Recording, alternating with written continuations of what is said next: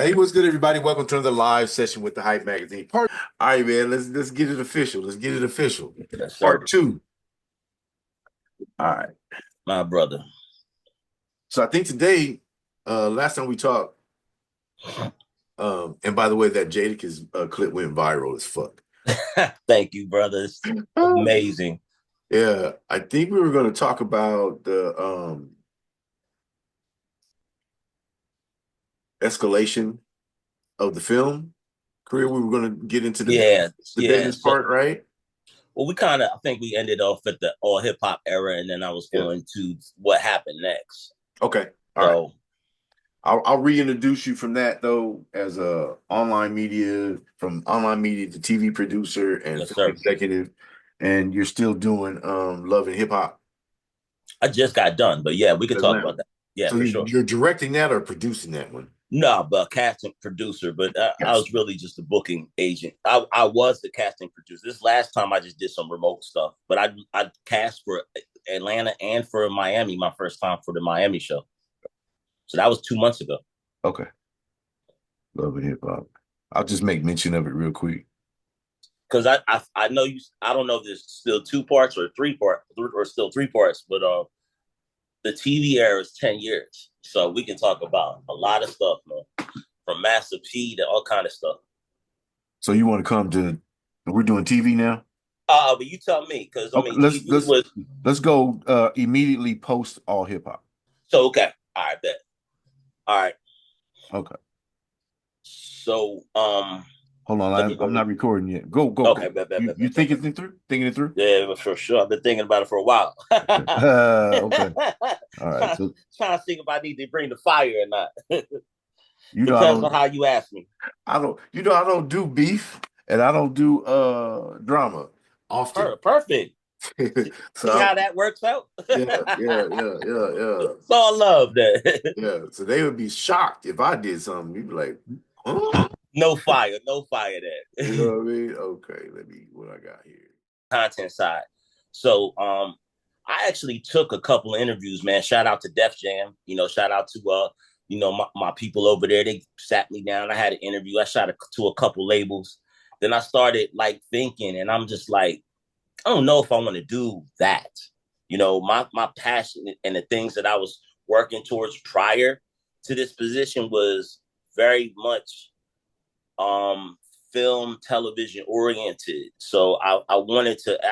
I felt this was the prime time to make that step, and I had no experience, zero. Um, so the first move I made, I had a lot of connections though, bro. I had a lot of connections, and I still do. So one of the people I hit up, shout out to Beef Jones. He's an OG over at that time at Vice. He was doing Black Market with my man Michael with the scar on his face from The Wire. He was Omar on The Wire. Oh, rest in peace. Yeah. Yeah, RIP. Was it Michael Williams? Williams, yeah. Yeah, he was producing that. He was producing Noisy. If you remember Noisy back in the day, Noisy Atlanta was crazy. He did all the Noisies. And he was just a plug over there. So he looked at my next 48 hours series and he loved it, man. He loved it. He's just like, let's expand it past music. Like, where can we take it? Because the next 48 hours was an important time in an individual's life with an important achievement. Typically, if you're an artist, your achievement is music, is an album. If you're a movie director or whatever, your achievement is that movie. So, man, I went to, what's his name? Gatlin. He was the Olympic runner and he was racing Usain Bolt. Ooh. This was in the 2016 Olympics. So we're looking at next 48 hours together, and it's like, yo, we can make something out of this, and we can follow Justin Gatlin through his road to the Olympics racing against Usain Bolt. Okay. And we named the show Countdown Road. So Countdown Road was my first project post, allhiphop.com. It was with Vice. I met with them multiple times. And it was funny, man. Like in the game, I guess you know, this business is small. So you take a meeting at Vice and this and that, the word starts getting around. So people were like wondering if I was going to Vice. And as the deal was getting together, it wasn't a full television deal. I had a web deal. So they gave me, so this series was going to live on Vice.com, and it was an incubator for potentially becoming a television show later. So the way that this thing worked was I had already secured Justin Gatlin. I was already in the process to talk to Nike. Vice had, because the Olympics in that year was in Brazil. So Vice had an office in Brazil. So everything aligned together where everything was like, oh, we have a crew out there. We have a crew in America. So now if we just start using the pattern of what my show was always about, I just expanded it past 48 hours to this whole countdown road to the Olympics. So we were applying to the Olympics, getting fresh. I mean, come on, I'm on Vice now. So it's like we're in this process, but the show did get greenlit. It got greenlit, and now we're in this space of time because the Olympics is going to come and go, right? Right. But Vice, this is not Vice 2025. This was 9 years ago, Vice. Vice back then was a new company. I think it was less than 2 years old. And the television division, if you know Vice, Vice is a Canadian company. Canadian company. Yeah. It's a media company in Canada. They're not a television production company. They moved into television production. So when they moved into it, we were like, they were still figuring TV out. Even though they knew how to shoot it, television and getting the money, like money is the problem for everyone. Everyone wants money. Everyone needs money, quote unquote. You know, you need that money to keep a project moving. So but what they were doing, they didn't fund the project. It was a digital property. So Verizon was coming in as the sponsor that's going to pay for everything. So that's Complex, right? That was still Vice. Complex Network. Yes, yeah, that was network, but it was a web deal, potentially television. Right. So they're going to start me on the web with commercials or whatnot, or sponsored by Verizon. I ain't going to be on the technical side because at this stage I'm a filmmaker. You know, I'm a TV maker. I'm a producer now. So so as we were going to go to Seattle, and there were trials out there in Seattle. So I was getting my approvals, getting my crew together. And at the time, the dates started coming closer and closer. And I'm like, yo, where's this money y'all keep talking about? Like, what's going on? And the way that it worked out, the trials were coming and then they were going. So my story was I was going to start in Seattle at the trials, like the, you know, preliminary, you know, so whoever breaks this, they go on to the Olympics after that. But that was a critical part of my show. I wanted to start from there, and then we had a date in Rio de Janeiro, which was, you know, the capital of, you know, Brazil, and we were going to do a race. So think of it like going to New York Times Square, shutting the streets from 42nd to 43rd down on Broadway, and run a race in the middle of New York City. We're going to do that in Rio de Janeiro with Justin Gatlin. So we were planning this whole thing where prior to the Olympics, we were going to shut the block down, have a big crowd, and have them just race for, you know, spectacles, just for exhibition. So we had this plan laid out, this countdown road laid out. And you know what, man? The money just never came. The dates came in and went. And it was just like, well, we missed the first date.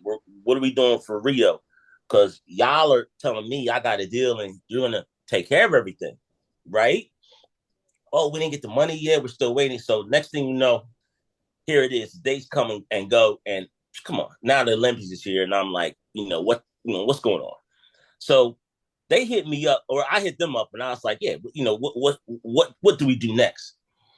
And the thing about it is they were like, well, Olympics came and went. So just come up with a new idea. So I was just like, what? So this is my first experience with television, right? My first experience with TV in a professional way. Got an offer, got a contract, all these good, beautiful things. And everything, the word on the streets, I'm going to Vice. And I'm like, yeah, these people think I'm going to Vice. And I'm working there in some media capacity. I'm literally putting a show together. Right. And all that falls apart, bro. No one knows this, man. Like I've never, obviously, you don't go out and shout out your incomplete projects, you know what I'm saying, to the world, you kind of keep it to yourself. But this is what I was doing. These are moves that I were making because I just want to get you the idea of where my mindset was. I wasn't when I took that Def Jam interview, I wasn't comfortable working for anybody. You know what I mean? So at that time, even though I was going to be running and being a part of the video division, so I'd be filming the artists. Excuse me. I just didn't think that was a comfortable position going and showing up to work every day. I have never done that. All hip hop had offices in Newark, New Jersey. I lived in Brooklyn. I was like, y'all ain't never seen me, bro. Like that's a 2-hour ride from where I'm at to all the way to Jersey and back. That's 3 to 4 hours on the road. Y'all ain't seeing me. So I told them straight up. So I'm just not that type of guy, man. I get a lot more done from from the access of my own home and whatnot. Right. So it just didn't work out, man. It was very frustrating, and the lesson I learned, and the lesson I've always continued to learn in this game is never give up. Never ever give up, because when that opportunity closed, this was literally like days or weeks after All Hip Hop that I wasn't with the company anymore. So a little bit more time passed, and I'm doing my thing. Keep in mind now, I'm not, even though my aspirations was to move into this business and it failed, I didn't stop. My biggest client at this time was Master P now. So you got to keep in mind, at that exact same time, I was not with or hip hop, I moved on. I was working heavily with Master P. Master P is my biggest client. So me and him would go all over the country together. We were in New Orleans, we were in LA, where he lives. We were in New York all the time. I was sitting at this stage. I had a precedence working with Master P while I was with All Hip Hop. Doing what? So P, like I don't know if I mentioned this. P, shout out to Grouch. He introduced me to Master P in Atlanta, and I was in this hotel room just kicking it. We just bonded, and then we just exchanged numbers, and then he looked at me just like, "Yo, can you get me on Charlemagne's show, which is the Breakfast Club?" I'm like, "No problem, bro. I got you." I said, "Whatever you want." As a matter of fact, on the media side, I got you. Tell me what you need. So after that, after I booked him, he saw what I could do. He was just, we started making an arrangement, agreement. Like we were in business with each other. Like, I would work for him. You know what I'm saying? So now it was like, look, I'm not your publicist. You have a publicist. I'm not your manager. I had to have all this talks, because when certain people start running around and saying, "Oh, I'm working with Master P, this and that," people like, "Yo, what the, like, he's my guy, but is this true?" So people started to have to check, and it was all coming back. Like, of course he's working, but I had to make sure I wasn't stepping on toes. So I was his brand manager. I was representing his brand. So one of the things I would do was get him money. So one of the first things I did, I had shout out to Barbie. She was my artist at the time, and I was managing at that time. And I brought Barbie around. I brought her around P, and I was like, listen, she would be. He was promoting a liquor at the time, okay, a vodka, and I was like, listen, I could it was just the bottle, was no liquor, it was no, it wasn't, they were just in the process of getting this all closed, but he was very excited, and I was like, listen, I think I could help you close this deal. At the time he was looking for a particular deal, a deal utilizing his popularity, his celebrity, and then getting the liquor out there, and then coming back and using his celebrity, to promote the product. Eventually, I guess the situation he was currently with didn't, kind of fizzled out. So I was like, let me take a stab at it. Mind you, have no experience in liquor or none of that. You know what I'm saying? It's just Master P, and I just see an opening. I'm like, bro, I can work this and I can make this happen. I just believe in myself. And if you can believe in me, I can make this work. So it did take some time. So mind you, I'm just working on my own now. So it took about 18 months. But I found a rum company that loved Master P, loved the brand, loved a lot of people did, but this one fit the criteria of what P wanted. And what we did was we did a deal, bro. This deal we did was with Sugar Skull rum, Sugar Skull rum. It's a rum. It's a great product, and because brokered the deal, I became the director of marketing for the company, for the company. Yeah, I'm bringing on Master P. All right. So not only am I these guys old school Italians, right? They own a company. They got a little restaurant on 62nd and 2nd Ave in Upper East Side, New York City. So we come to New York and celebrate. And they're like, how do you want your signing bonus? Do you want, just me to wire it, or do you want an envelope? Like, you know what? Give me an envelope. So next thing you know, we're at dinner celebrating, pull me to the side, get this nice little fat little envelope, right? For closing this Master P deal. Then I'm getting a consistent money coming in because I'm close, now I'm the director. So immediately, bro, of course, this was like the biggest check I got, like so far. Like the Vice deal fell through. I'm still working multiple opportunities, like, Master P and whatnot. So this bag comes in, well, this envelope comes in. So I'm just like, okay, I'm about to work this thing all the way, light this up. So I book P. I run the whole release campaign. We do meet and greet in Brooklyn, and we start to promote the liquor because I also put him on the Breakfast Club. So I booked him on the Breakfast. I put the whole campaign, me and the team put the whole marketing release together, and we're out in New York City promoting Sugar Skull Rum. So it's like an amazing feeling because not only did I close a multi-million deal with him and his liquor company, and it's amazing to see your name in the contract with Master P. Like I'm looking at the contract, and I'm like, yo, this is official now. It's like they even said the Steve Raze, which isn't even my government name. So I was like, fuck, I'll take it. Whatever. Right, put me down. So anyway, it does phenomenal. I mean, to this day, I'm sure it's still on the shelves and all that. I put up another run together because at this time the All-Star basketball's in New Orleans that year. Okay. So now I'm like, oh, we about to really light this up. So I set P up and with Complex, and I do a whole run with but this is Steve Raze, like this guy that was behind the media scene.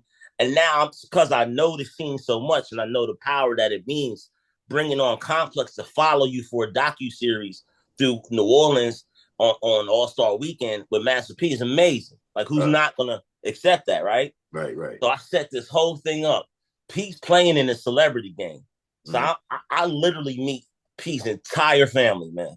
Father, uncles, P 6'3", 6'4". Everyone's mountains. You know what I mean? I'm 5'6" all day with my Timbos on. I'm 5'7". You know what I mean? So, I'm like, yo, these dudes is really out here running their city because when they walk around, they're massive. We were literally driving in a bus. I literally met his nieces, nephews, all that. Romeo, everybody was there, bro. It was Master P, New Orleans, celebrity game. So I'm at the game. I'm just living up the life, man, and it's just amazing. I'm thinking everything is all good, So eventually, everything, doesn't like this. So it's the business. Forget the music and TV business, man. Business in general is crazy, and you think Black people are grimy and they'll stab you in the back. So will white people. You know what I mean? So it was a time. It's universal. Yeah, it's universal, bro. When something happens, something happens. Yeah. So I tell you, man, this one of the guys on the team was literally talking to the owner, making him feel like he was bringing P on to the project more than me. So he was telling the reason why I know this because P's manager called me and was like, yo, this guy's telling everyone that he went to P's house and this and that. And I'm like, bro, this was a story that I told him. Now he's taking my story and using it and running it in the streets to get credibility out here. This was this old white boy. Mm-hmm. So I'm just like, listen, my guy, like, it don't really work that way. But you know what? Because he knew the boss and he knew, the owner of the company. Right. Ultimately, Steve Raze gets taken out the situation. Like after a little battle of this BS, I don't know any of these guys. You know what I'm saying? So these guys know each other, and they're just pretty much getting me out the picture. Because I'm asking for a lot of money, bro. I ain't cheap. You know what I mean? You want me director of marketing, you putting up some figures. So they was paying me some good bread, but obviously they felt like they didn't need me. So you know what? Here I am again, straight from Vice, a rejection. Now I put this, I've been working this whole project. I was working this project when I was with All Hip Hop. So by the time, like I said, it took 18 months. So when it closed, I was like, I had business going on. So I was getting cases of the rum to my crib. I was passing it out. I'll show you some pictures. Even on the Breakfast Club, you know what I mean? We went to XXL, we went everywhere and promoted this brand. I put it all together. So ultimately that fell through.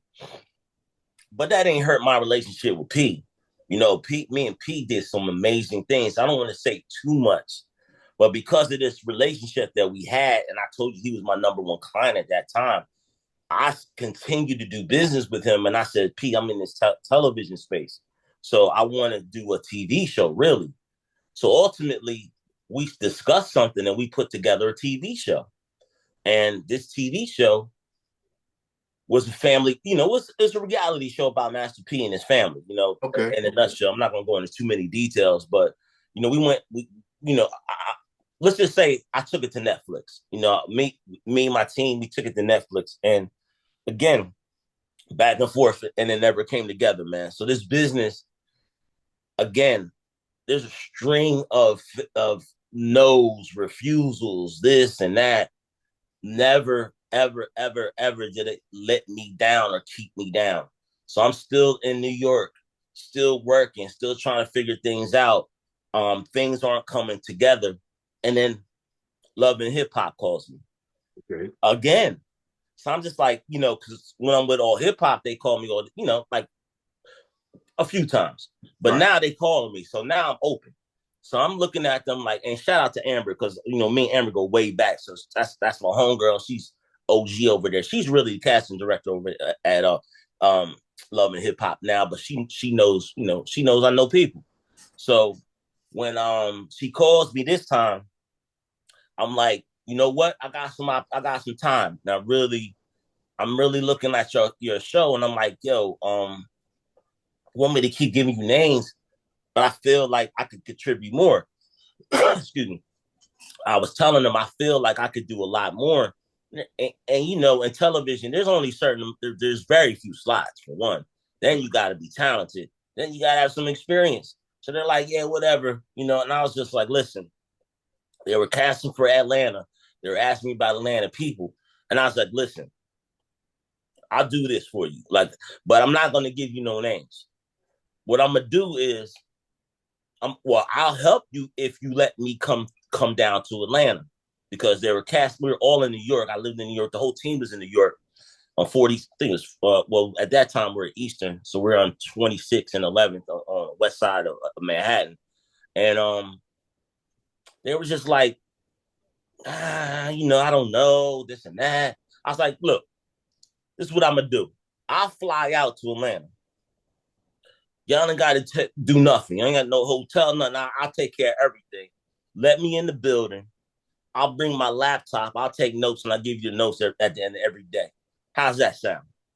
How's that sound, Jerry? Somebody said that to you. I'll fly to your city, and I'll do all this work, and I'll do it for you for free. Would you take me on, bro? Honestly, hell yeah. Like, let's go. Yeah. Right? Yeah. Yes. I'm Steve Raze, fam. Come on.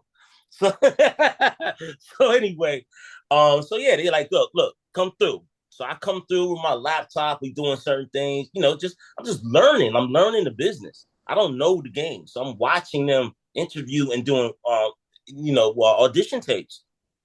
I mean, there's some big names coming through. This is Love and Hip Hop Atlanta. So this is the biggest show. So they got some big names coming through. So I'm not going to tell you all the names, but I'll tell you some experiences. It's really funny. Holla at me. Let me get through this first.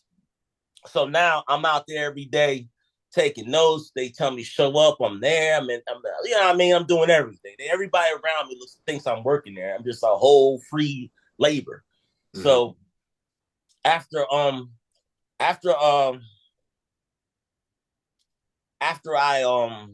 do the kind of like get into this space of getting there, giving them my notes, giving them all this feedback. They're like, something? let's go out to lunch. Let's go out to lunch one day. So they take me out to lunch, and they're like, you know what? We don't have a budget for you. You know, you did a great job. 2 weeks is over. We like what you did, but there's no space for you. And I'm like, listen, I don't care what it is. Just give me an opportunity. And from the next, like, you get back to Atlanta, if you actually, if we get back to New York, if you give me an opportunity, you'll see that I'll be able to show and prove. So they, after another couple of days, hold on. You good? So after a couple of days, they're like, you know what? We thought about it. We got 2 weeks. Show up at the office on Monday. I'm like, word.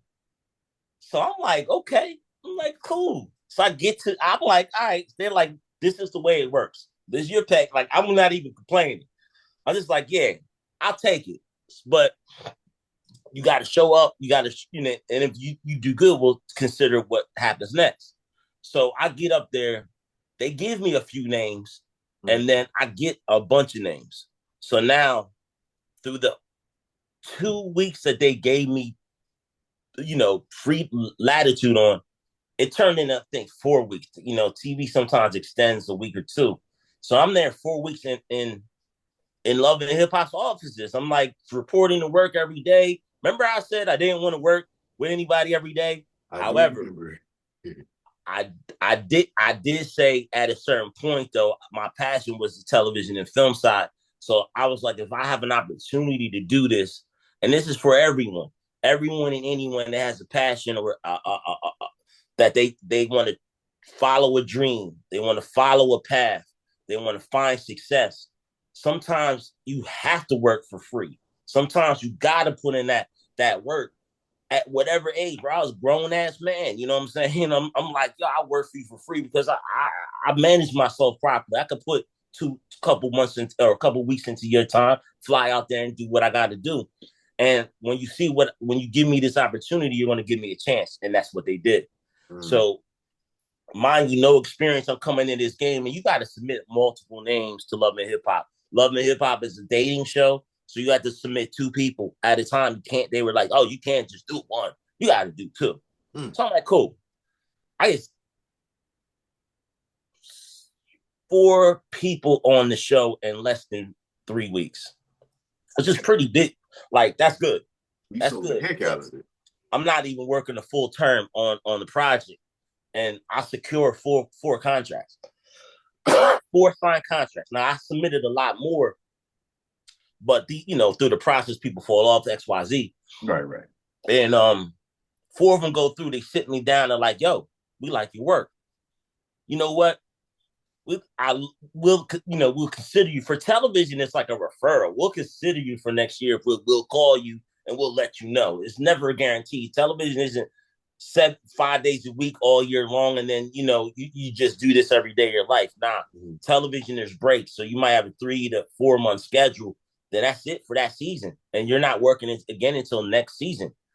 So figure it out on your own what you're going to do the other 9 months of the year, 8 months of the year. So anyway, I love that because it allowed me to run my business, and I'll expand on that. I was already doing work with Master P and all that, so I'll expand on that later. But with that being said, they said, look, we'll promote you, because I was a casting associate producer at the time. And they're like, listen, you have to live in the city if you want to be considered to be a casting producer. Now, a casting producer in Atlanta means that the home offices is in New York, right? So that means I'm working from home. So I'm like, you know what? I'm going to Atlanta. So I move to Atlanta before they even give me I'm done this show. So before they even give me any opportunity of calling me back, I already know I show improve. I already know that my people, Amber, gave me the nice referrals. And I knew a lot of people there. When you get to Love and Hip Hop, I will say shout out to Kim Osario, who obviously was, editor of Source. That's the only other person I've ever seen that's been on my side and that moved into the television space very successfully. So I see Kim Osario in there. I see a lot of people I know in just in the music business. I got people, I don't want to say names, but there's rappers coming up here like, so they don't know I'm not with all hip hop. So they're like, Steve, what you doing here? You know what I mean? They're in the offices in New York and Atlanta. They're like, what you want? What you want? I was like, I'm here now, bro. I'm here. So they're like, okay, God, I got you. So anyway, I moved to Atlanta, and now my job is okay, Steve, go to the strip clubs, go here, go there. You know what I mean? And I'm like, you know what? I could do this job. So Yeah. I'm in Atlanta now. I moved to Atlanta. They give me an opportunity. They call me back. They give me an opportunity in the promotion. So now I'm a casting producer, and I'm running the streets of Atlanta. And it's a great feeling when you move. So I'm in New York. I did 15 years in New York, very music oriented. Even though people know me by shooting videos and covering that type of content. They always associated me with the blog space and all hip hop and media. Now I'm coming to a new city, and I'm only casting for this. This is what everybody sees me as, casting producer for Love and Hip Hop Atlanta. So imagine the attention I was getting on a blog, times it by 10 when you're on TV, the number one TV show. Now, keep in mind, when I was working at Love and Hip Hop, Cardi B and Jocelyn just left the show, so they were number one in the ratings. They were getting more. Ratings than WWE at that time. They were the number. Yes, Love and Hip Hop Atlanta was the number one television show on cable TV. Period. They're killing it. So so you can see how reserved they were. They're just not bringing anybody in this situation. So, and they're not keeping anybody if they're not thorough.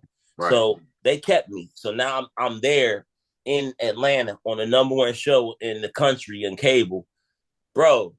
I walk into a strip club and I'm getting shouted out on the mic. Steve Raze on the building. It's that I know everybody. Shout out Greg Street, and come on, I know a lot of people in Atlanta. So when they see me, I already know. But now that I start telling them here, loving hip hop now, they're like, "Oh, I got names for you. I got this for you." So now I'm in this new space and this new status, and I'm feeling myself. It's like, come on, I'm like, the transition took less than a year, and now I'm doing something on a high level, making more than I ever did. Television is a very lucrative community, so they was paying me excellent, and I was doing everything I wanted to do. You know what I'm saying? And it was moving beautiful, man. But again, what did I say? 3-4 months, and then it's over. So you got to find you got to find a new way to bring in revenue for your life, because television isn't sit 12 months of the year and you're working on. You're not casting a television show all year. You're casting it for a limited amount of time, then it's over. What's the average, by the way? Timeline for that? 3-4 months max. And that's typically 2 to 3 months. And then they usually extend it, So they'll usually say, we're coming to the end, but we're going to push it back 2-3 weeks. This is on I'll go to my next show, divorce court, same thing. They pushed it back another month. So it just depends on how, these guys got budgets, so they got money. So it's just a matter of, for one, do they have enough people or enough resources to make a decision for that year's show? Okay. If they don't feel comfortable, they'll extend it. So, and they got the bread. So they typically, I've never been on a show that they haven't extended. Not one time. They always seem to extend it. So anyway, now I'm there for these 3-4 months, and I got to get stuff popping. So there goes the Master P. There goes, and I'm still doing, at that time, it was Tantrum Consulting. I was still doing my consulting company in music. So I was focusing on my music marketing at that time. And I was just doing different things. I've met a lot of people in Atlanta. And ultimately, I did my own South by Southwest show myself, without any other company. I just had my connections. And I did a Bun B concert at South by, which was amazing. So I'm starting to build my name out in Atlanta as not only this film, this television person, but also they of course, everyone in Atlanta knew me from the music space. Scream, Bankhead, all these people knew me, but they knew me from all hip hop. So now I'm this Love and Hip Hop. They see this new side, they completely accept it. They're like, "What do you need? How can I help X, Y, Z?" So I'm looking at the game now in a different way. I'm like, how I can monetize my business two ways. I could do television and film, and I could do music. Now, this whole division would literally tear me apart because Mm. it's like when you do television, you put, kind of like we said on the call earlier, how you was banging all this workout, you get tired at the end of the day. Now, if you calling 300, 200 people a day on for television shows and then getting in the life story, it's exhausting. Yeah. How much time can I put to music when I'm trying to develop this skill in the television space? So I kind of the music falls off, and then when I'm off the television project, now I got to ramp the music back up. So it's like, okay, guys, I'm back in the game, and I had a problem with the balance. Took me a while to figure out that I needed to expand in myself. I need to get better processes and systems on my end. And once I conquered these systems, I understood that I could still do work while I'm doing television and film and music and be this entity, but I didn't know what it was. I was still figuring it out. So this was around 2018. Now we're moving into 2019 now. I'm in Atlanta, and Love and Hip Hop called me back. I'm living in Atlanta now. So they're like, we want you back for Love and Hip Hop New York. So the way it works, remember I said 2 or 3 months you're working on a show, but then they just moved to the next show. Right. So theoretically, at that time, they had Hollywood, New York, Atlanta, and Miami. So theoretically, as a casting producer, you could work all year long, but I wasn't on every show. Every show had different bosses to, different policies. Every show's a bit different. Right. Same crew, same casting, but it was, hey, I wasn't on Hollywood. Why? Because I don't live in Hollywood. You know what I mean? I have most of my connections over here. But I did do some work on Love and Hip Hop Hollywood. It was just remote. And I put one person on that show. And then when it came to New York, I never did New York. So, and I'm living in Atlanta off of what they told me to do. But I'm doing good, bro. Like I'm doing my job. So they're like, yo, we want you to cast for Love and Hip Hop New York, but you got to be in New York. So I'm like, all right, listen, fly me out there and I'll do it. And give me more money. Because it's New York. I gotta go back to New York and I gotta find my own place. And so I kept my place in Atlanta and I went to New York for like a whole summer. We were casting in the summer. It was like 3 months that year in summertime. And I'm in New York City again, bro. So I'm back in New York City casting for Love and Hip Hop New York the last season. Mind you, it's the last season. That season we all knew was not going to be renewed the next year. We knew this was the last season, so we're casting for this last season of New York. And I do good, man. But I just, at the time, man, something happened. Now, keep in mind, like we're doing daily calls now as a team. Now we're working with Big Fish. So before, when I started, Eastern was a production company. That's who I get my checks from. Then I started getting Big Fish's in production. Big Fish is one of the biggest production companies in the country. Okay. If you see Big Fish Entertainment, they do a lot of reality shows. So they had the contract for Love and Hip Hop. So I'm working at 42nd Street, 42nd at Broadway, right at the Red, the Red Lobster's right down below is a huge building there. And I'm reporting to work every day with my little card, and I'm getting access, get to my little desk. It has my name on it. So I'm like, oh man, they show me love because I'm definitely made it. But at this time, I'm like, I know the game. I know after this TV stuff, I got to get back. And it's hard to do music. And I'm uprooted in New York again, which is cool because I'm from, I know New York. Right. But I'm still in this TV space. I'm not asking people about music opportunities. I'm more focused on, I'm on doing this Love and Hip Hop. What you got for me? So I'm only there for 3 months. So this separation again from the television and music, I put all my focus in the TV, which was great. Was demanding, and at a time, let's just say I had a disagreement with one of, a very big person in the company. It wasn't crazy, but it just made me think about it like, yo, I'm in New York City. I don't even live here no more. I'm out here, having, disagreeable conversations and meetings, on these calls about some of the work. This is my third year in now. And I'm just like, what am I doing here? Like, why am I in New York and I'm paying for my place in Atlanta and everything's not smooth? It's got to be smooth. So I'm like, man, after this, I'm done. You know what I mean? Like I felt like I needed to have a little break from that and get into a routine that I could master. So I get back to New York. I get back to Atlanta from New York, and I just focused. I just stopped thinking that television was just in New York. Atlanta was a bubbling scene. So I just started opening up some doors. And keep in mind, I'm heavy in the television and film at this point. So I don't know if I'll shout out Tamara Simmons. Tamara Simmons is the executive producer of R. Kelly, that documentary, Surviving R. Kelly. Surviving R. Kelly, yeah. She is nominated for Emmy. She won a Peabody Award. She's amazing. Me and her is working together. On the low, we were doing multiple projects together, signing contracts and bringing together talent and flushing out ideas. Bro, who you don't know? I don't know Obama. Obama, okay. Not yet.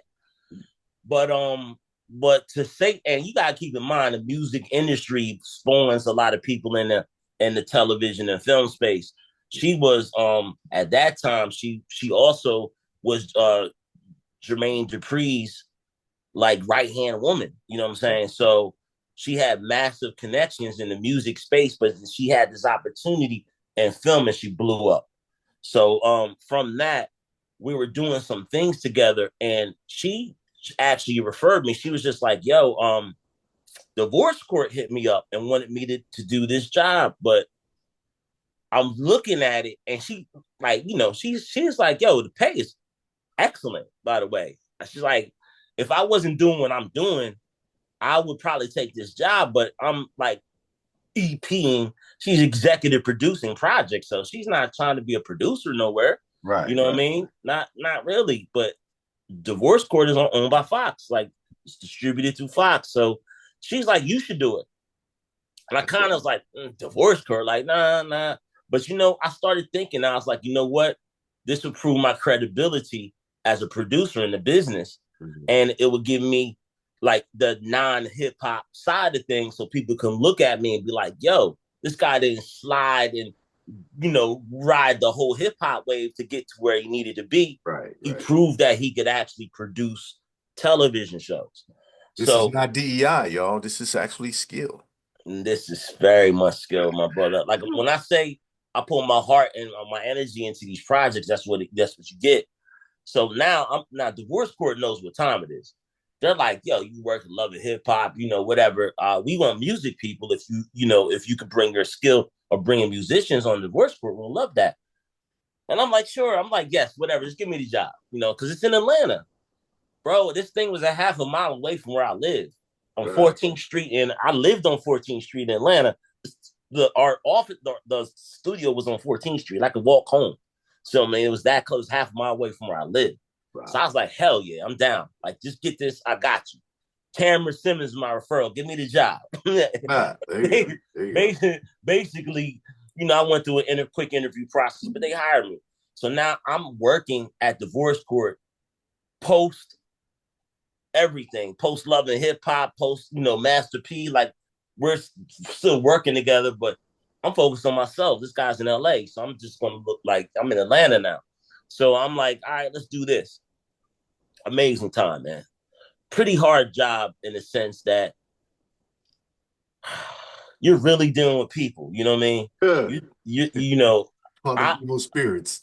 Matter of fact, I'll give you some stuff. I'd rather, instead of just describing my opportunities, I just tell you stories, bro. Right. I had to get clients of defendant and the plaintiff on the show. And I'm like literally this whole TV lawyer, right? So I got to get evidence. you're cheating on this guy. Well, I need a screenshot. Yo, your husband's cheating on you. I need a screenshot. Send it to me.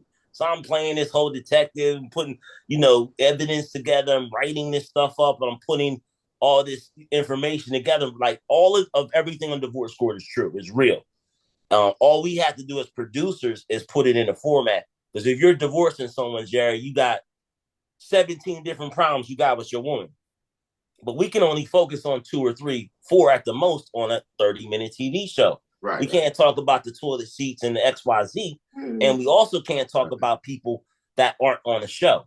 So if you have a problem with my mother, with the mother-in-law, and the mother-in-law doesn't agree to be on the show, you can't talk about that person. So that it eliminates a lot of factors. So we can only talk about your gambling problem, your cheating problem, then this and that. But then we got to cover up the names and this and that, unless the person that they're cheating on comes on the show, which sometimes that happens. But bro, I had this couple, and it's a white couple. Now, homegirl called, the lady, the plaintiff, she's like pissed at her man, and this dude is a whole problem. Meth, drugs, craziness, yeah, all of that. So I know this already. So this ain't just TV show garbage. This is some real ooh-wee on Divorce Court. Like come on. 25 plus years in the game. Everyone knows Divorce Court. So these people have real problems. These are not, we're going to find people off the street, coach them up to act, and then put them on the show. These are the real problems. So this guy's a real drug addict. And this lady was frustrated. She was mad. And it was an ultimatum. It was like, you know what? She has so many problems. So we narrowed it down to 3 or 4. And then but before we even get them on the show, they're at the hotel. So my responsibility as a producer is to get them, make sure they get the flights, make sure they get off the hotel, make sure they're moved around. We're responsible for the talent. So I'm not responsible for the cameras or none of that. I'm only responsible for the talent and their story. And it has to be precise. So working at a company like Divorce Court on Fox, I see on the highest level how a daily television show is ran. It is like a well-oiled machine, bro. Well-oiled machine. There is no break because you are over.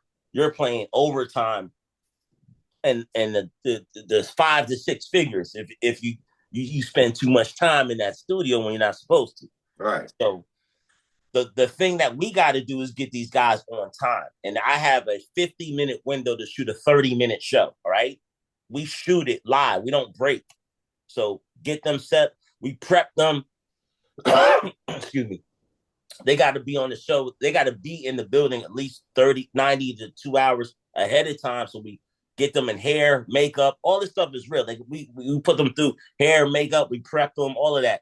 So I have to line everything up and then get them on the show in a certain amount of time. This particular couple, they don't want to leave the hotel room. So they're not picking up the phone. I'm calling the hotel. They are calling the room. They refuse to come out. So I'm looking around like, yo, they got to be here, and like they need to be here now. Like we have car service picking everybody up, and it's like, okay, well, everyone's looking at me. It's like, well, you're producing the show, right? So you got to go get them. I'm like, oh, you want to bring the Brooklyn out of me? No problem. I jump in my car and I'm like, I'm getting these guys out of that room. So I'm going down over there like, yo, you're not, I'm like getting to the hotel room. Then I see them. I'm like, yo, we got to go and do this TV show, my guy. Like, what are you doing? So, whatever. Like, I already know he's a meth head. I'm going to go and tell you this whole story. So luckily, I go to the front desk. I'm like, yo, what happened? These guys weren't trying to leave at all. So they had to remove the door. So they removed the 3 little, when you open the door, they removed the whole door to get them out, bro. This is the couple I'm dealing with. So they removed the hinges on the door to remove the freaking door. They had to remove the door to remove my guests that were on a TV show that I was paying them to be on, but they don't get paid until after the show. So this is the meth head I'm talking about. So I'm like, cool. Luckily they pulled it because I would have removed the door if I had to. I'd have kicked the damn thing in because my job's at stake. We're at a very small window of time. So I'd have kicked the door in if they didn't kick it in. They ain't take it up. I would have. But they did their job, so they got him out. So I'm like, cool. I go back to the studio, get this guy ready, and guess what? Homeboy, you your lady doesn't really like you too much. She thinks you're a drug user, and you have to take this piss test on the spot. Like he didn't know none of this. I knew it in advance. And I already knew this dude was a meth head and all that. He's just like, bro, I'm gonna fail. I was like, that ain't got nothing to do with like my brother. You decided to be on this show. Your woman that you live with wants a drug test. This is for the show. You're gonna fail it. All right. I don't care. Just let's get on with this because this is the reason why we're doing this. So you have to accept your responsibility. If you did drugs, he said, yeah, I did meth. And I did, so he did some other shit. Right, so right. As soon as I get the results, we give it to Judge Faith at the time. She was the judge. But I already know he failed. He did meth and he did weed. So now the lady was so like, the woman, his wife or whatever, once they revealed the results, you're on meth still. After he lied and cheated and said this and that, he ain't cheat, but he lied and said he wasn't on drugs anymore. Court, bro, you don't leave your hotel room until it gets removed, the door gets removed. You're on some type of drug. Right. So, right. So I already knew. I didn't knew he was gonna fail. So he failed. He lost his woman. Lady stormed off. I mean, So at the end of the show, come on, you're on divorce court. You had a problem with your wife, but you kind of, don't use the show to leave your divorce, your wife. But sometimes you do. So sometimes when that show is over, they go their separate ways. So lady was hot. She's like, I'm done with your old meth head ass. And she was out, bro. They didn't walk together. They didn't do none of that. So these stories are like trying to figure out how human beings interact. That's all producing is. It's like bringing these all reality shows are having human beings react to each other. And we're just trying to keep the dialogue and everything controlled and contained into this television space. If it's a studio for divorce court, then that's the studio. If it's in the streets on Love and Hip Hop or a reality show, then you're moving around, but you're still dealing with personalities. That's all it is. So dealing with these personalities were so much fun and sometimes very, very, very annoying, man. But I had to say, man, I love that part of my life. And that was the divorce court side. It definitely goes on past that. How much you want me to go on? Like how many? I want to know. Damn it! How did you deal with all those evil spirits floating around? How did you keep your mental? I know you had a mission, and you weren't really necessarily every moment focused on what you were being exposed to. But at the end of the night, when you didn't have your triple to sip on and relax, how did you let that flow and drain off? So I said earlier, being in television is pretty exhausting because you put a lot into it. Right. I mean, the beautiful thing is I had a lot of hip hop experience. When you dealing with rappers, you damn near could deal with anybody.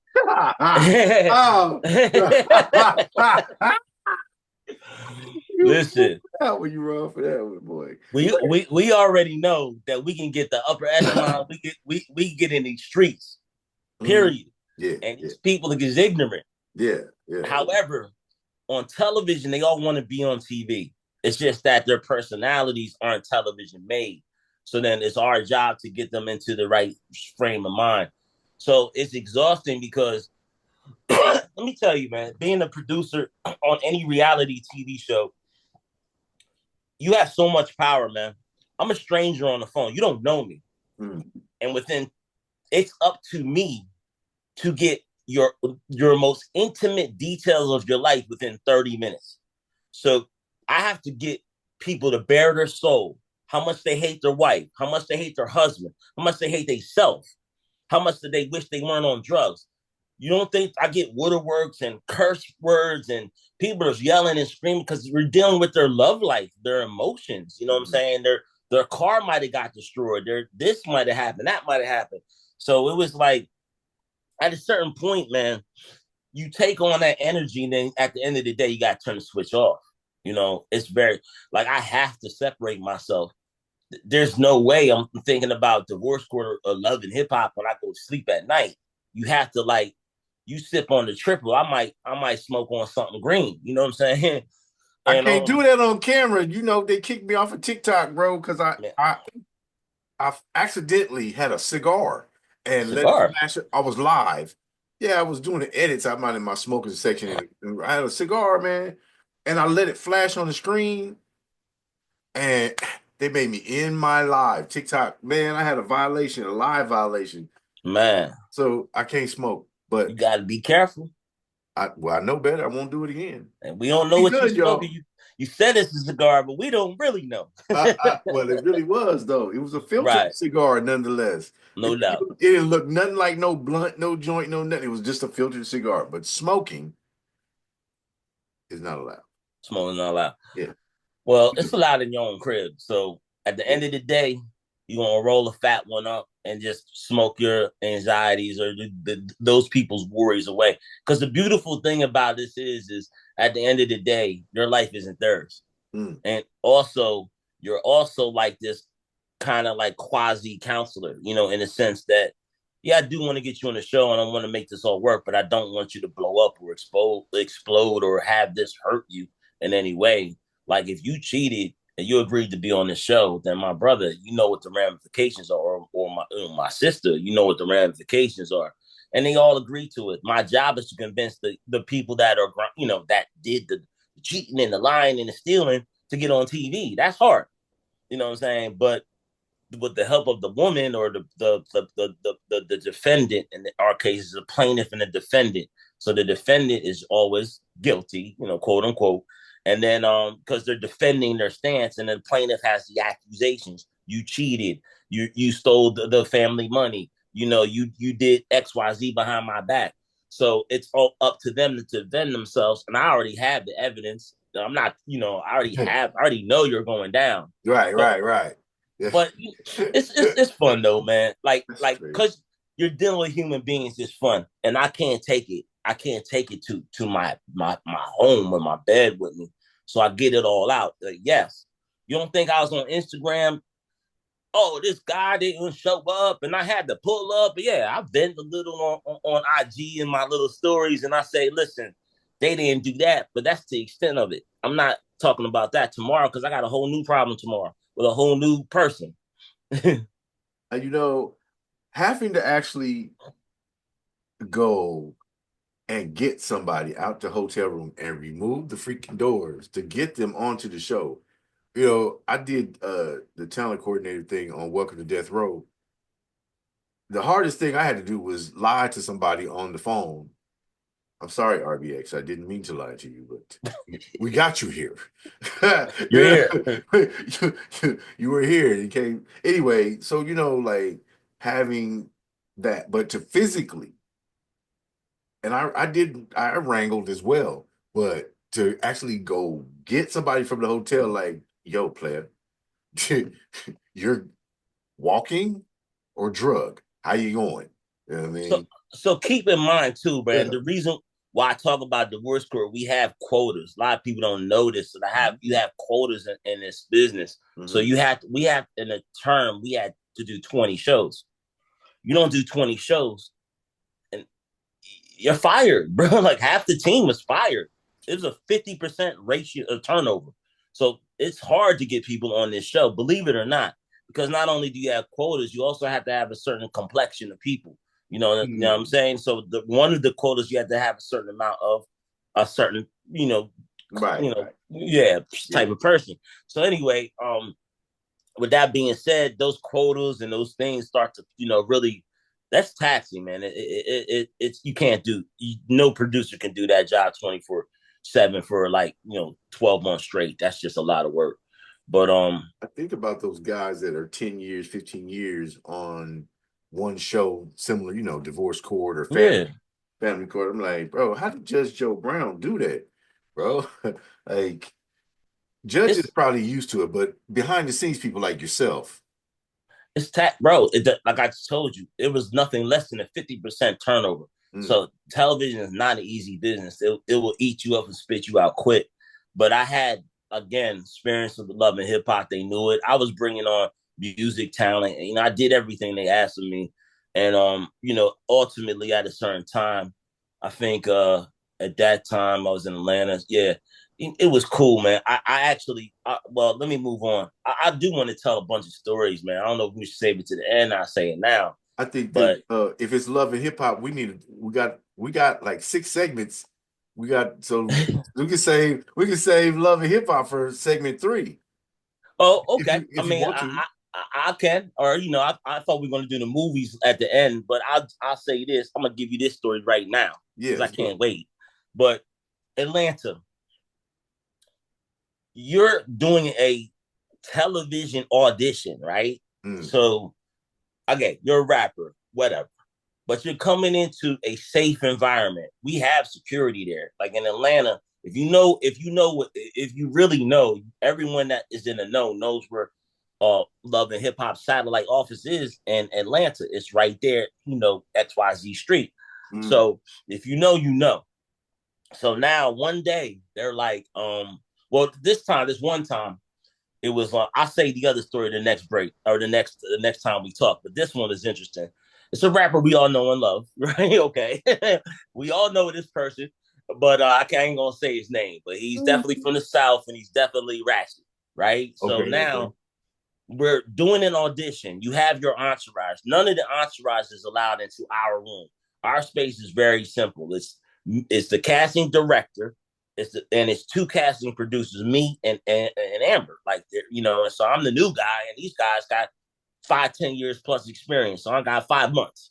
So Mm. I'm sitting here, and now because we have security, everyone gets frisked. Why are you bringing a gun to an audition for a television show for Love and Hip Hop? They're gonna get it popping, huh? They getting it popping. So now it's super tense Right. because we don't see them. We're upstairs, Mm. so we don't see them coming. So they give us the heads up, like, "Yo, homeboy got a gun. He ain't trying to leave it without his gun and this." And I'm like, "Bro." So the reason why I like to position because I'm the only male there usually. So my job is to handle these guys, right? Mm. So I'm like, bro, like, do you feel unsafe being in Love and Hip Hop's offices and that you think your ops are gonna get you? Because there's security everywhere. We're in a place no one knows about. It's not like it's advertised. We have a Right. gate, we have a closed gate that you can't just walk up. There's cameras out there. You're not getting in this building without permission. You need an appointment. You need an appointment. There's cameras, there's buzzers, there's this, there's that, all kinds of stuff. Mm. You're not getting into this building. So why do you need a gun?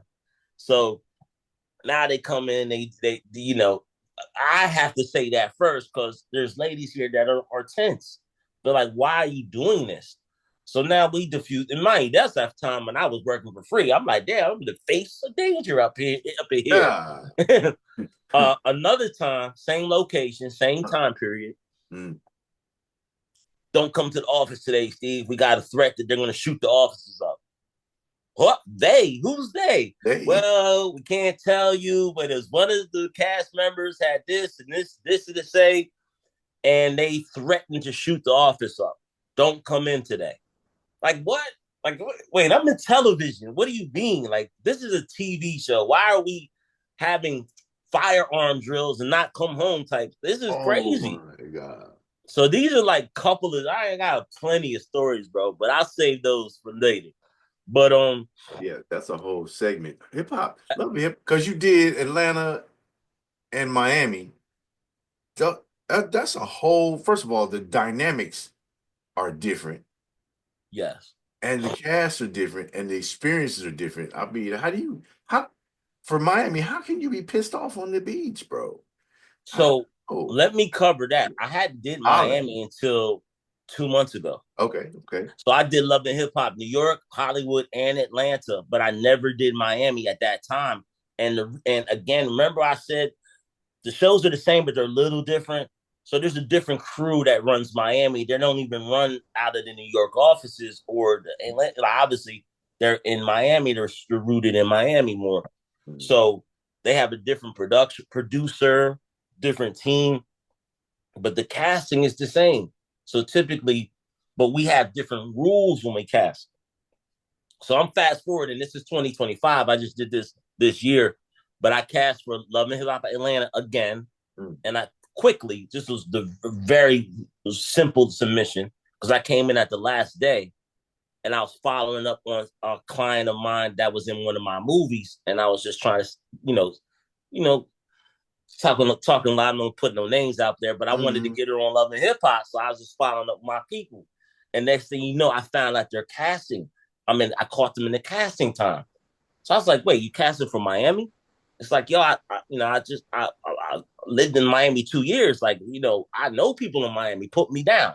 Mm-hmm. Oh, you know how this is. It's a budget thing and this and that because I ain't working for free, and I'm not like, but I'll do it remotely.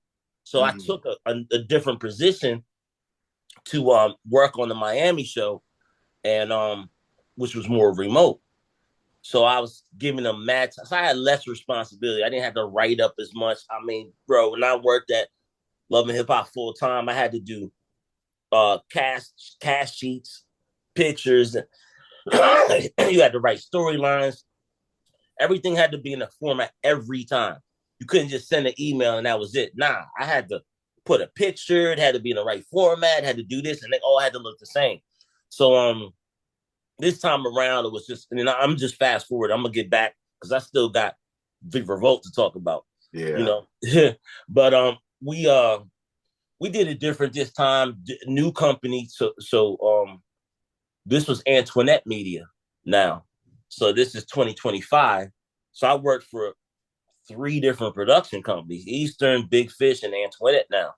So everyone's a little different. You know what I mean? Even though the show is somewhat the same, the people behind the scenes change, so you had to change with the times. So I hadn't worked in Love and Hip Hop since 2019. They called me back in 2025, and 6 years difference. So it's a lot different. However, nothing's changed for me. I'm still going to get busy, Right. but I don't want to fast forward. Let's go back. So if you want to cover, do you want to talk about Revolt? We can talk about Revolt. We're past the recording time, so the notes aren't running. So I won't have a transcript. Um, it stopped at an hour. Okay. So I was trying to brother, I ain't got another interview till like 3:30, I but mean, we could if do this some more. I got a call at 3. want to do it,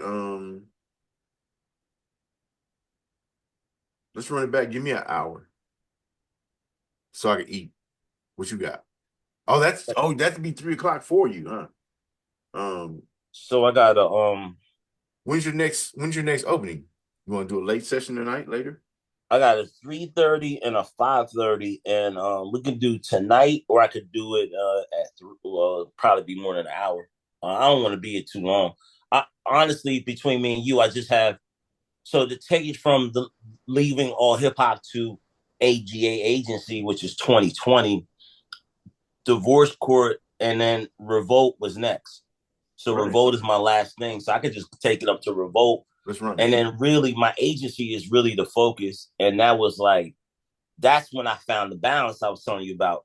Because I started AGA agency, AGA films, and then AGA music. So I have all three. I finally, like ultimately what I want to say is I finally found my balance. It Okay. took me about 8 years to figure it out. But if you're trying to do a entertainment conglomerate, you're gonna have to take your time to do it right. And Yeah. that's what I'm focused on. Okay. So yeah, I mean we Run could Revolt. do. Go for it.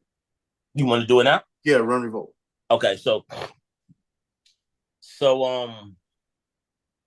Love and hip hop, divorce court. so after divorce court, yeah, divorce court is in I think 2019. So divorce court was at the pandemic. Mm, So right around actually, this is the deal. 2020. I did revolt before I did divorce court. So let me go back. So actually, I kind of skipped a step, but it's a good reason for that. So on revolt side, around 2019, 2020, I I had gotten this idea about so think about George Floyd. Remember George Floyd? Say his name. Say his name. Say his name. Nobody, the whole world was not just America. Everyone in the world was affected by that. Mm-hmm. I was affected. You were affected. Everybody wanted to do something in their own way. So Mm-hmm. the only thing at this time of my life, the way I felt that I could contribute to this moment in time, because I knew this was going to be a snapshot in time. It's either going to get better or it's going to get worse.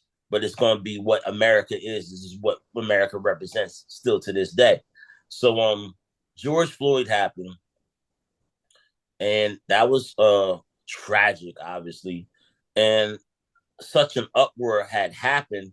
We had Trayvon, we had Breonna Taylor, we had so many of these things that still happen to this day. But at that time, camera phones, ring cameras, leaked footage was showing more and more the inequality of how police was treating Black Americans, both men and women. So when George Floyd went down, there was such like overwhelming feeling of trying to do something. For me, at that time, I wasn't attached to a media company. I was myself. But how can I tell a story that makes sense at this time that describes the adversity and pain that we all feel at this time, especially as African American individuals, and explain something in a way that the world can see it in a televised format? And we focused on a story that was the March on Washington. So the Mm. March on Washington was for George Floyd. And what I did was I had talked to Revolt. I got some ideas from some of my team, and then I pitched this story to Revolt. It was so early; it was called the March on Washington or something like that, and we were going to feature Wale, right? Wale's from DC. Mm-hmm. But Wale didn't really live in DC at that time. I think he lived in LA or whatever. So we had to bring him out. We had to coordinate this and all of that. So we get up with Wale prior just to kind of kick it with him and just get to know him and do a little pre-interview and just chop it up a little bit with him. And during this, we're in negotiations with Revolt. And this is all new to me because I'm not doing a TV show and I'm working for you and you're cutting me a check and I show up every day or whatever. I'm in full commission of this project. You're what the Revolt was a real. It was like the deal with Vice. Vice, but years later. Mm. You come and give me a project, and I'll give you money for the project that you're conceiving to me. You zero footage. I didn't show no footage. I just had a deck. I had a 2-page deck. Next thing you know, Revolt's giving me the most money they gave anyone that year. That's what they told me. Wow. So now, however, I got to film this thing now. So I got to film this project, and I can't what I'm saying? Like I can't ask for their money because they're not going to give it all to me. They're going to give me in increments. There's stages. They give me 2 checks, Okay. and the last check is the final check when the project is done. Okay. So guess what? I had to pay for this thing out my pocket, right? Which I do. Like, come on. At this stage of the game, when I'm working for Love and Hip Hop and whatnot and getting a check, even though I might be working from home, I'm still working. Still got to work every day and hit quotas. Right. Now I got to hit my own quota. And my own quotas, my heart is as heavy as yours. George Floyd is dead, and everyone around the world is in an uproar, and they're marching in Washington, D.C. about this uproar. But there's other things going on besides, Breonna Taylor was big, very big, because unfortunately she's sitting on a couch. She gets shot by the No, she police. was in the bed sleep, bro, when they shot her. In her own house, not Yeah. doing nothing, just Nothing. mind her own business. They break in and they shoot the place up and kill her. Man. So it's just a horrific story. So that at this time of the world, that was prevalent. George Floyd was still prevalent, but that was something that was coming because the attention. Ben Crump was Sabrina Fulton was her mother. Mm-hmm. Oh no, I'm sorry. I don't want to mix them up. Yeah, Sabrina was Trayvon's Martin's mother. Breonna Taylor, I don't want to mix them up. I'm sorry, I got a brain freeze. I think her name was Sabrina too, but I gotta remember. But anyway, her mother had Breonna Taylor's mother had Ben Crump, So Ben Crump was making this national news. Mm. So now our documentary. So I had a 30-minute documentary on Revolt that was approved. They're paying me, and I had Wale as a star because it's Revolt TV. They need a musician to talk about this social justice that's going on in America. So Wale was all down, but at the time, something happened. He couldn't do it. So Revolt Gun gave us bread already. You know what I'm saying? They gave us two payments. The first payment was up front. So now they're like, yo, Revolt. We're like, wait, you told me you can get Wale. He's not in it. So you either need to get someone of equal level or better or send me our money back. Now I done ran that money out. You know what I'm saying? I done used it to film and this and that. So what we do is we focus and we pull in the King of the South, T.I. Yeah. Okay. So now T.I. is now talking about social injustice on my documentary. And I know T.I. I've known T.I. for years, since all hip hop days. So I've done some amazing stuff with T.I. So now I know his whole team. So it's not a problem just getting into that camp. It's just wanted to make sure we get the right people. So ultimately, we want to get the musicians, people like T.I. I brought in OG Shabazz. We brought in Drummer Boy, and we're getting this music perspective about what's going on in America today. So we pull it off. We pull it together, man. We bag T.I. We film T.I. in the studio. He's super down. He's fresh off of Ant-Man. You know what I'm saying? Right. Marvel, type dude now. But he's T.I. So it's King of the South. We love it. And knock it out the park, bro. Expeditiously knock it out the park. Yeah. So we turn the project in. It's amazing. Revolt runs it for 8 to 10 times. They run it two, 3 times 2 times a day, and it was right around the election of 2020. So very important election. So now I have this documentary starring T.I. and Revolt's just running it up. It was at that time the biggest achievement, man. I dedicated it to my mother. My mom saw it, my family saw it. It's just like, this is what they all like watching TV when I was 15 years old. Like I was a kid, but when I bought my first TV and to say that I really wanted to have my own show. I never said I wanted to work for someone. I took that path to learn the business. I wanted my own show. And I had this goal on my wall, actually. It was 6 goals. And the second goal was to have a television show on a network or cable television, like, broadcast. Mm. And I finally did it. That took me 18 months to get that goal done, but I got it done. And it was just a major achievement for me. And it opened up a lot of doors. You know what I'm saying? So it was an award-winning documentary. I won 2 awards on it. I spoke on different panels. Now, mind you, it was during the pandemic.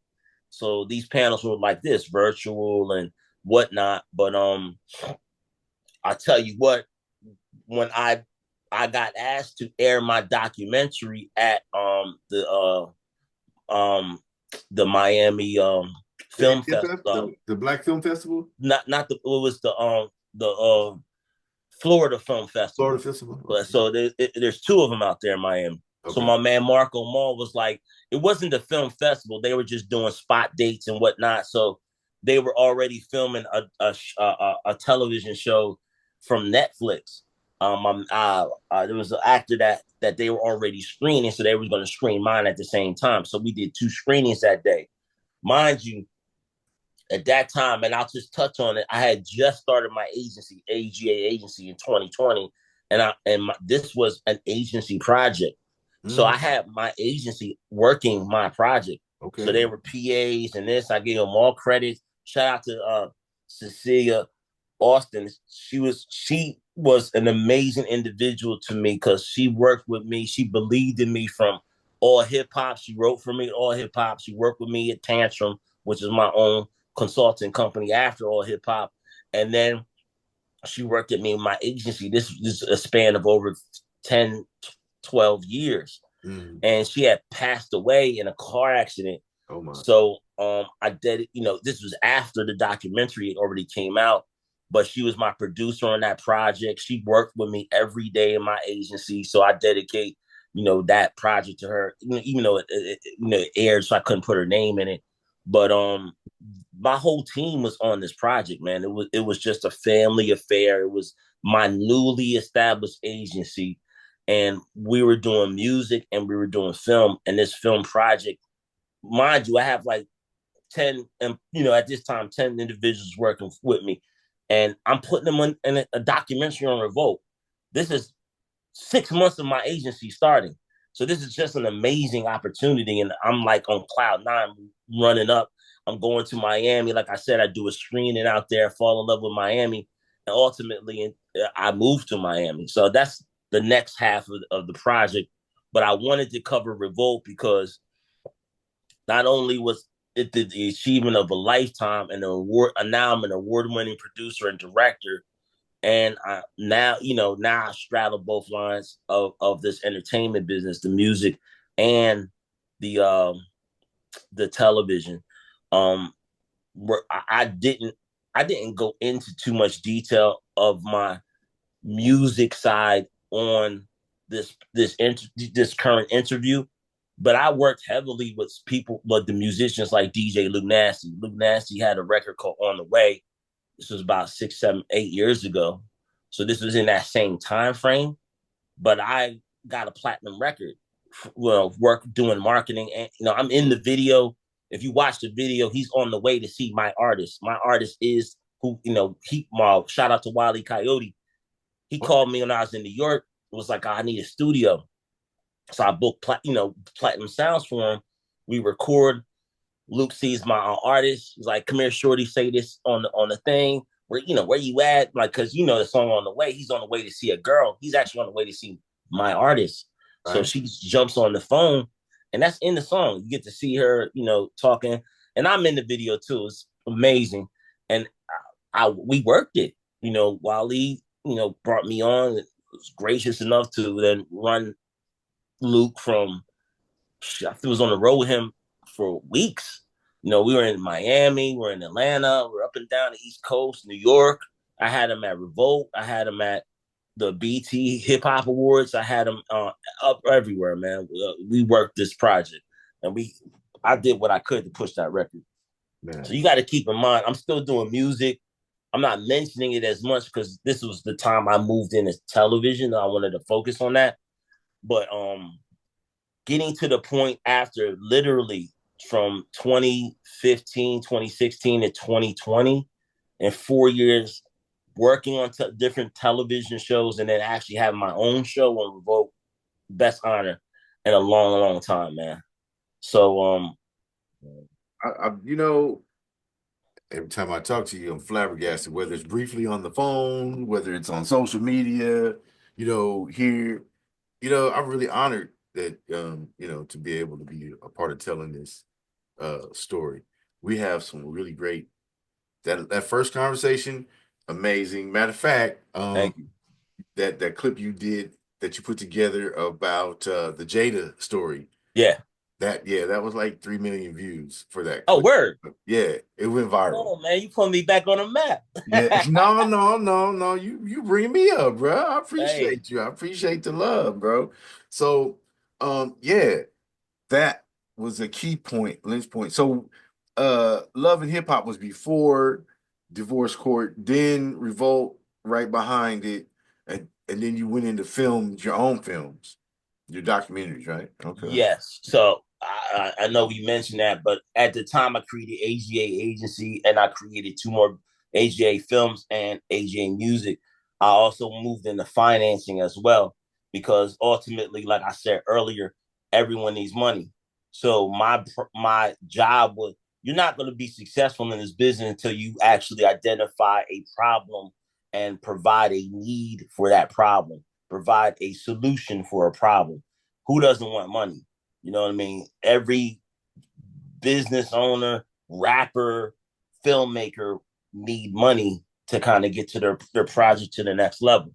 So ultimately, and I could talk about that in the next phase, how I got into moving away from media, moving away from films, and focusing and getting education on this finance side, hardcore, understanding how I can get people money without a job, without collateral. Yes, I could do Wow. that. You know what I mean? It's a nice little hack, and a lot of people don't know it. So now it's my job to get our people that are in our business, especially in entertainment, an opportunity to get this funding. So I love to talk about that, man. If you bless me with another time slot, I'll do part 3 and tell you about all of that. And then also loving hip hop again. I could go on, man. We could spend half of that on loving hip hop stories because I could tell you a bunch of that. I'm good. And I'm free after 8 oh, Central. okay. So that's 9 o'clock your time. You want to do so? You want to so? I mean, I wrapped up into this point, so I don't know if you want to do part 2 or part 3. Tonight, yeah, we could do part 3 tonight if you like. So part 3 is going to be late. So you said 8 your time is 9 my time. Correct. I'm Central. I'm an hour behind you. So whatever your schedule is, just let me know.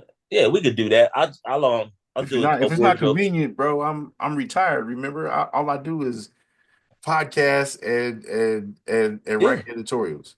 I'd So rather knock it out too, so I don't have to just 2, 3, 4, 5 months, distance hey, in between parts. we both got busy, and Yeah, I finally they finally gave me my 100% disability from the VA from this last tour to Afghanistan. word. So I'm 100% service connected, disabled, total and permanent. Yeah. So I mean, going through it, bro. Like I still got. It's been 10 years. I'm still in therapy. Still got like 2 surgeries that they want to. I'm like, bro, you already cut on me like I was a Christmas turkey. I'm done with Uh, well, you know gone. what? Get Mm, that bread and use it, man. Use it for the best possible opportunity you can. bro, I'm good. Like I'm married 21 years. I got a kid going to college in August, I, which is cool because Shit, use it for that. oh no, I ain't got to do that. Guess what? Because I'm 100% service connected, she gets a stipend every month for 36 months, bro. And I get to keep Nice. her on the TRICARE, the health insurance. So I just renewed her ID card so that I can keep her together till like she's almost 26, bro. As long as she stays in school. Yeah, You know, yeah, that's what's up. so I people did the say, same thing. do you regret going to Afghanistan? I'm like, there on certain aspects, because of the nonsense here. Yeah, but if not, if I can send her and give her the best opportunity to make a way for herself. That's all it's worth, man. Your Uh, family. yeah, I'll do it again. I'll do it all over again. Shit, as long as you get out of it, yes, then I'll recommend it. You feel Don't me? get shot out there. Appreciate you. What time's good? So You want let's to do? do. No I matter. mean, I'm up all night. You know I'm up all night. yeah, yeah. You said 8, so 9 my time. That's perfect. We could do Okay. that. I'll just put it in now. I'll do Oh, a wardrobe change, and we can do part 3. okay. Okay. Man, let's get it, man. I Okay. appreciate this. We gotta reshoot the intro. I fucked it up. All right, let me know what you need. I'm going to just go back to the lead in and the welcome, and then kind of recap of what we talked about. So I'll just do the hello basically, Uh huh. the welcome, and then part one recap that I did because I screwed it all up. Because we started Going right recording. into it. Yeah, Yeah. we started recording about the juice, and I thought I was hitting record again. We're Mm-hmm. already fucking recording. So I Oh, got you. Got so you. that first like 120 seconds is gone. Yeah, let me just lead it off and I'll jump in. Stand by. Counting. 3, 2. Hey, what's good, everybody? Welcome to another live session with the Hype Magazine. I'm your editor in chief, Dr. Jerry Doby, and today, I'm back with my friend, someone I admire from the media space. He's got a history of 30 plus years in the industry. You've known him from All Hip Hop. You know him from Love and Hip Hop. You know him from Divorce Court. But most importantly, you know us from this first conversation we did back in September of last year when we talked about his journey from the digital space, online media to TV producer and film executive. Now, welcome, my brother, Steve Raze. Yes, sir, man. Thank you, Jerry, for having me. And it's been a minute, man. So I'm glad we can do this interview and do this part two. It's been a long time, my brother. Yeah, you got busy really, really quick. And, Me and you both. yeah, well, we both got busy, but it's really great to see you again. I appreciate the opportunity, and we're gonna get into it. Yes, sir. Let's get it. All right, that'll work. All right. So 9 o'clock, I put in my calendar. So let's get it, man. So you would do part one or part two and release it and then save it and do part three and release that later. Yeah, yeah, yeah. Ah, man, you are the man. No, I'm learning from you. I ain't stupid. Man, knock it all out, and so I could talk about. So then, see, because you got to keep in mind, and when this part three comes out, depending on the time, and I could give you the trailer. I might even show you the trailer. I have a rough draft on the trailer that I might be able to send you for your clip. But Okay. or I have two movies come out this year, bro. You could, Two come, I can take all yeah, of that. I can take all of that. yes. So we ain't talking about none of that, none of that. Yeah, I got like when I said I want to tell the story, bro. I want to document the story. I meant that. Oh man. So I'll send you, don't share this, but I'll send you a couple things now. And this is what we could talk about later tonight would be this movie type stuff. Okay. So we're rocking, bro. We're rocking. Okay.